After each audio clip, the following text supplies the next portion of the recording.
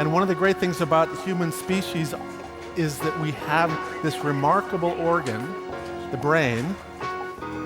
La tête dans le cerveau.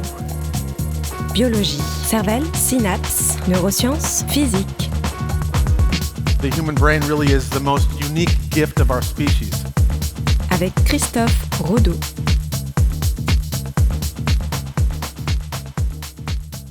Aujourd'hui, on part aux États-Unis à l'été 1858.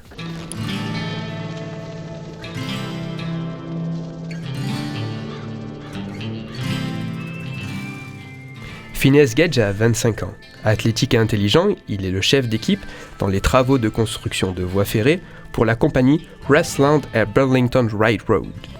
Sa mission consiste, avec ses hommes, à étendre le chemin de fer dans le Vermont, au nord des États-Unis. Durant les 2 dernières semaines, Phineas et son équipe ont avancé lentement sous un soleil de plomb.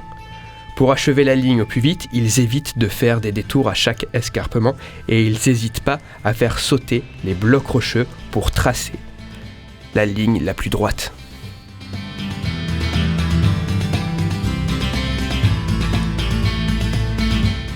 En plus de gérer de main de maître ces hommes, Phineas est responsable des explosions et des opérations de dynamitage.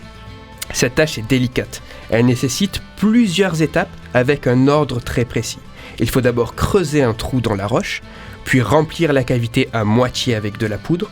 Il faut ensuite introduire la mèche, recouvrir de sable à ras-bord et finir par bien tasser avec une barre à mine. La mèche est alors allumée et si le sable a été convenablement disposé, la roche se fissure.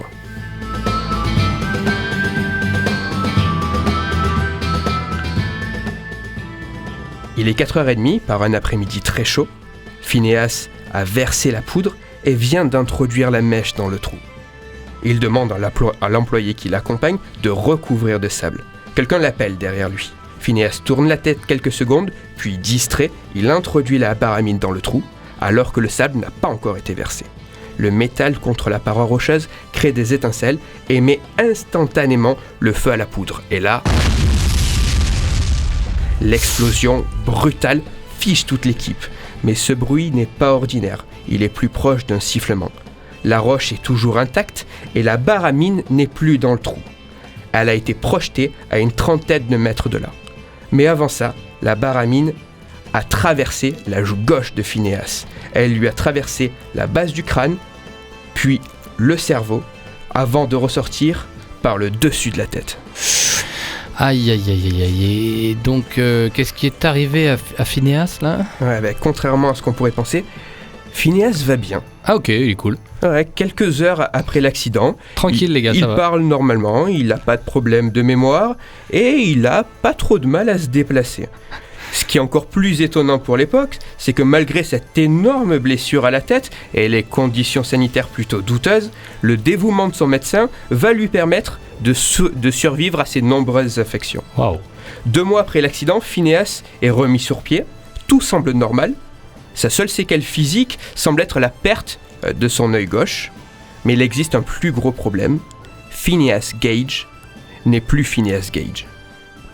Attends, tu veux dire quoi, physiquement parlant ou même au-delà de ça ? Qu'est-ce que tu veux dire par là ? C'est pas tellement physiquement, c'est cet homme qui était charmant, intelligent, raffiné, il a complètement disparu. À la place est apparue une nouvelle personne, un être qui est impulsif, grossier, inconstant, et c'est toute sa personnalité qui a changé. Phineas est un autre homme que ni sa famille, ni ses amis, ni ses employeurs ne vont réussir à reconnaître. Phineas Gage ne sera plus jamais le même, et ça jusqu'à sa mort. Oui, mais c'est pas un simple changement, on est d'accord, parce que bon, se prendre une barre dans la tête, on comprend que ça puisse perturber quelqu'un et que ça mette en colère, mais comment la science explique ça, là, de devenir une autre personnalité ? Clairement, lors de cet accident, il y a une grande partie de l'avant du cerveau de Phineas qui a été arrachée. Cette zone, c'est ce qu'on appelle le cortex préfrontal, et aujourd'hui, on sait qu'il est connu pour jouer un rôle dans plusieurs fonctions importantes, telles que la motivation, le raisonnement ou la prise de décision. On savait déjà à l'époque que certaines parties du cerveau pouvaient jouer sur la mémoire ou le langage.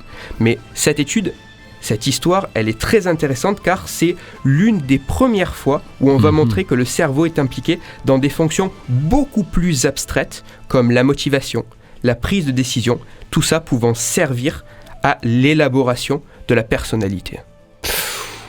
Eh bien, une sacrée histoire. Et donc, si on veut en savoir plus sur comment tout cela fonctionne, sans se mettre évidemment à creuser des trous de la dynamite et se faire exploser la moitié de la tête, enfin en tout cas une bonne partie, est-ce que tu as des conseils de lecture à nous proposer ? L'histoire de Phinéas et l'explication scientifique est très bien expliquée et détaillée dans un livre qui s'appelle « L'erreur de Descartes », écrit par Antonio Damasio et disponible aux éditions Odile Jacob. Eh ben, merci Christophe, on peut continuer à te suivre aussi sur Twitter. Exactement, @Christophe_Rodo, RODO. Et comme toutes les semaines, j'encourage les auditeurs à venir me poser des questions sur le fonctionnement du cerveau, des choses qui les interrogent, et on essaiera de répondre à tout ça directement à l'antenne. Christophe Rodo. La tête dans le cerveau.